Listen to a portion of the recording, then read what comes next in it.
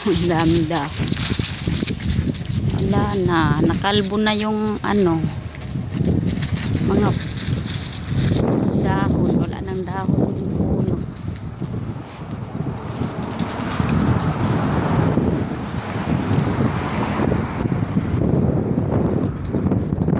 Dati green. Ngayon yellow. Nakalbo na. Yan, mayroon pa kunti.